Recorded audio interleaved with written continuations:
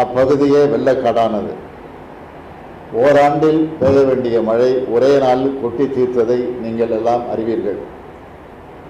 வானிலை ஆய்வு மையத்தின் எச்சரிக்கை நமக்கு சற்றே தாமதமாக கிடைத்தாலும் அதில் அளித்துள்ள அளவை விட அதிகமாக மழைப்பொழிவு ஏற்பட்ட சூழ்நிலையிலும் தமிழ்நாடு அரசு முன்கூட்டியே பல்வேறு முன்னெச்சரிக்கை நடவடிக்கை எடுத்திருந்தது என்பதை இங்கே நான் சுட்டிக்காட்ட விரும்புகிறேன். மழைப்பொழிவு கடுமையாக உடனே 8 அமைச்சர்கள் 10 இந்திய ஆட்சிப்பணி அலுவலர்கள் அங்கே மீட்பு மற்றும் நிவாரணப் பணிகளுக்கு அனுப்பி வைக்கப்பட்டனர்.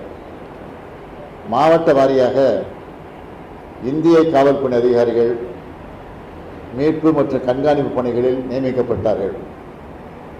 அருகிலுள்ள மாவட்டங்களிலிருந்து தமிழ்நாடு தீயணைப்பு மற்றும் மீட்பு பணித்துறையினர் வீரர்கள், படகுகள், உபகரணங்கள், 375 வீரர்கள் கொண்ட தமிழ்நாடு பேரிடர் மீட்பு படையினர் 15 குழுக்கள், 275 வீரர்கள் கொண்ட தேசிய பேரிடர் மீட்பு படையினர் 10 குழுக்கள் களத்தில் நிவாரணப் பணிகளில் ஈடுபட்டு வருகிறார்கள். கூடுதலாக மீட்பு பணிகளை விரைவுபடுத்த தமிழ்நாடு பேரிடர் மீட்பு படையில் பயிற்சி பெற்ற 230 பேர் ஈடுபடுத்தப்பட்டுள்ளார்கள்.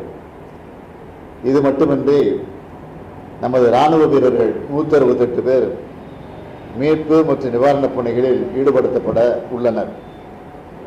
முன்னெச்சரிக்கை நடவடிக்கையாக இதுவரை 12,653 பேர் மீட்கப்பட்டு 141 நிவாரண முகாம்களில் தங்க வைக்கப்பட்டு உணவு, குடிநீர், மருத்துவ வசதி உள்ளிட்ட அடிப்படை வசதிகள் அளிக்கப்பட்டு வருகிறது.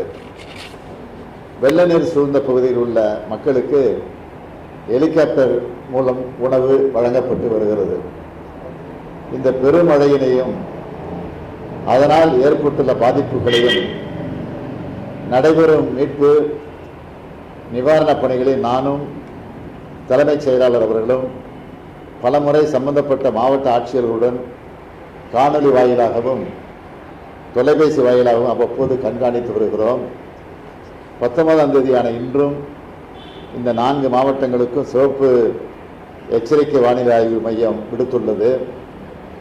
தமிழ்நாடு அரசை பொறுத்த மட்டில் சென்னை, காஞ்சிபுரம், செங்கல்பட்டு, திருவள்ளூரில் எந்த வகையில் செயல்பட்டு மக்களை காத்தோமோ அதேபோல் நெல்லை, கன்னியாகுமரி, தூத்துக்குடி, தென்காசி மாவட்ட மக்களை காக்கும் பணியில் இறங்கி தீவிரமாக செயல்பட்டு வருகிறோம். அரசு இயந்திரம் முழுமையாக அந்த மாவட்டங்களில் மையம் கொண்டுள்ளது. இந்த பாதிப்புகளுக்கு உள்ளான மாவட்ட மக்களுக்கான நிவாரணத்தையும் தமிழ்நாடு அரசு செய்தாக வேண்டும். ஆகவே முதலில் சென்னை பெருவெள்ளத்திற்காக வைக்கப்பட்ட கோரிக்கையுடன் தென் மாவட்ட வெள்ள சேதங்களை இணைத்து கோரிக்கை வைப்பதற்காக பிரதமர் அவரிடத்தில் நேரம் கேட்டிருந்தேன். இன்று இரவு 10:30 மணிக்கு நேரம் ஒதுக்கி உள்ளார்கள். தமிழ்நாட்டின் கோரிக்கைகளை முழுமையாக பிரதமர் அவரிடம் நேரில் நான் வழங்கப் போகிறேன். இந்த 4 மாவட்டங்களில் வரலாறு காணாத மழையால் பாதிக்கப்பட்ட மக்களை மீட்டு அவர்களது வாழ்வாதாரங்களை திரும்ப உருவாக்க உடனடி நிவாரணமாக தேசிய பேரிடர் நிவாரண நிதி வழங்கிட மாண்புமிகு இந்திய பிரதமர் அவர்களிடம் கோர இருக்கிறேன். அதேபோல தமிழ்நாட்டில் ஏற்கனவே சென்னை உள்ளிட்ட 4 மாவட்டங்களில் இம்மாத துவக்கத்தில் ஏற்பட்ட மிக்ஜாம் புயல் காரணமாக ஏற்பட்ட அதிகனமழை வெள்ளப்பெருக்கினால் கடும் பாதிப்புகளை சந்தித்தோம். இவ்வாறு அடுத்தடுத்து 2 பேரிடர்களை தமிழ்நாடு சந்தித்துள்ள நிலையில் இவற்றை எதிர்கொள்ள தேவையான அனைத்து உதவிகளையும் ஒன்றிய அரசு வழங்குமாறு மாண்புமிகு பிரதமர் அவர்களிடம் வலியுறுத்த இருக்கிறேன்.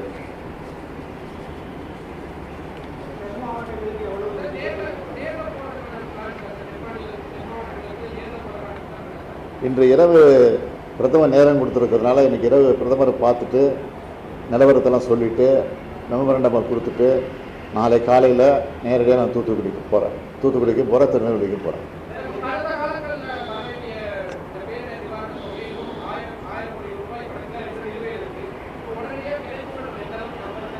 அதை கிடைக்கும்னு நம்பிக்கையோடு தான் இருக்கிறோம். ஏற்கனவே ராஜ்நாத் சிங் ஒன்றிய அமைச்சர் வந்தப்போ சொல்லியிருக்கிறோம், பிரதமருக்கு கடிதம் கொடுத்துருக்குறோம். இன்றைக்கி பிரதமரிடத்தில் அதை வலியுறுத்துவோம்.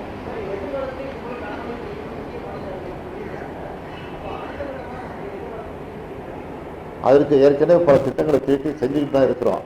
இது கிட்டத்தட்ட 47 வருஷமாக வராத மழை, 60 ஆண்டு காலமாக சந்திக்காத மழை தென்பகுதியில் இது பெய்ஞ்சிருக்கு. அதனால் இது எதிர்பாராதது.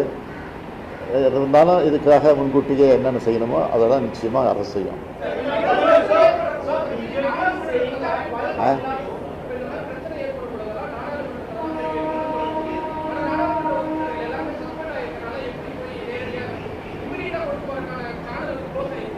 அது உங்களுக்கு புரிஞ்சா சரி, நீங்கள் புரிஞ்சுக்கிட்டு அதை சொல்லுங்கள்.